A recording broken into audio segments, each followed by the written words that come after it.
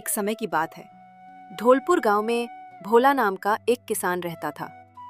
वो रोज सुबह जल्दी खेतों में जाता, खूब मेहनत करता, लेकिन हमेशा असंतुष्ट रहता।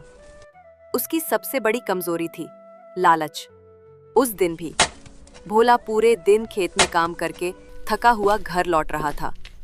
रास्ते में वो अपने आप से बातें कर रहा था। हद है, इतनी मेहनत करता हूं फिर भी बस 2 बोरी अनाज।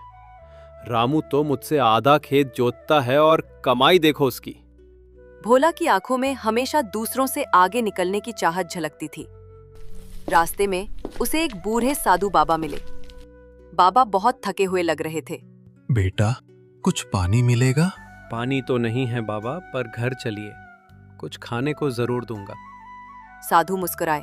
उन्होंने भोला को आशीर्वाद देते हुए कहा, तेरी सेवा भावना से प्रसन्न होकर मैं तुझे वरदान देता हूं। कल सूरज उगने से पहले तू जितनी जमीन पर चलेगा वो सारी तेरी हो जाएगी। पर याद रख, सूरज ढलने से पहले वही लौट आना, वरना सब कुछ खो देगा। भोला की आंखें चमक उठीं। अब वो सोच रहा था, वाह, अब मैं पूरे इलाके का मालिक बन सकता हूँ। अगली सुबह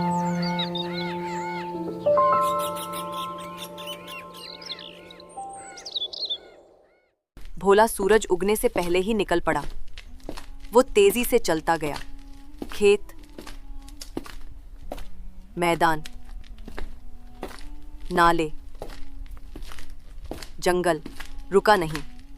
थोड़ा और, वो पहाड़ी पार कर लूं तो अच्छा रहेगा, और ज्यादा जमीन। पर जब सूरज ढलने को आया, उसे डर सताने लगा। हे भगवान, मैं तो बहुत दूर आ गया। अगर समय पर नहीं लौटा तो सब गया।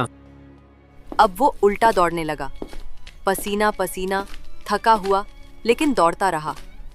जैसे जैसे सूरज डूबने को आया, भोला की रफ्तार भी कम होती गई। वो उसी जगह पहुंच गया जहां से चला था, लेकिन तभी वो वहीं गिर पड़ा, हमेशा के लिए। सांसें थम चुकी थीं। गांव वालों ने देखा कि भोला की कब्र के लिए जो जमीन चाहिए थी, वो बस कुछ गज की थी। सारी जिंदगी की लालच का अंत बस यहीं हुआ। इंसान को जितनी जमीन चाहिए, वो बस उसकी कब्र के लिए होती है। नैतिक शिक्षा, लालच का कोई अंत नहीं होता। संतोष ही असली धन है।